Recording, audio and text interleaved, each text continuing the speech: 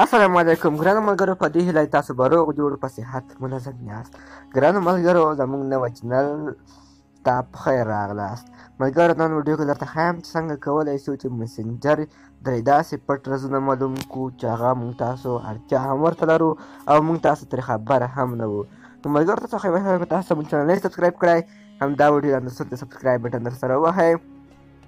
ورسره څنګه چې بیل ګنټې نښان راځي هماغه وایي چې موږ هره نوې ویډیو اپلوډوو هغه به تاسو ته په وخت در رسېږي.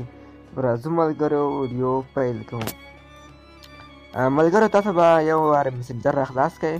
کله مو چې مسنجر راخلاص کړ، تاسو کوم مسنجر راخلاصوئ، زه دا مسنجر راخلاصوم.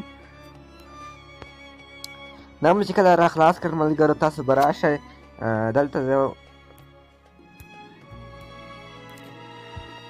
ملګرو، دغه ته زموږ مسنجر راغله. تاسو به راشئ په دې آپشن باندې به کلیک وکړئ. کله مو چې په دې آپشن باندې کلیک وکړ،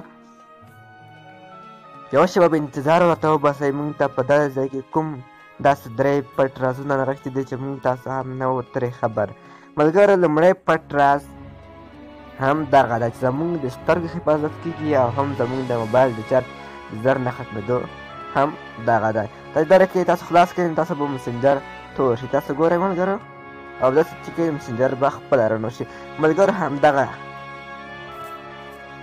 دا کوم پټ راز دی ملګرو، دغه چې دی دا داسې پټ راز دی چې ډېر خلک هم نه پرې پوهېږي او نه په ګټه تاوان یا داسې نه پوهېږي. دا چې ملګرو کله تاسو خلاص کړئ، داسې تاسو به لومړی داسې خلاص وي ملګرو. ښه، تاسو کله دغه راخلاص کړئ، تاسو به دغه بند کړئ.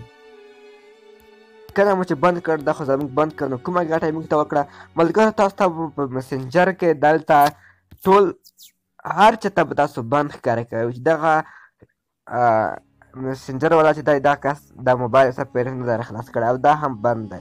نو دغه تاسو زموږ ګټه شوه او موږ تاسو ته به هم هر چا ته هم وښیي دا زموږ بند دی دغه کس.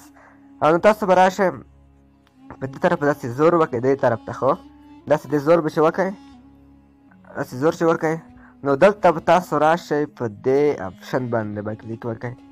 په دې آپشن باندې موږ کلیک وکړ، نو دلته زموږ کومه پیدا ده، تاسو به راشئ په دې آپشن باندې به کلیک وکړئ.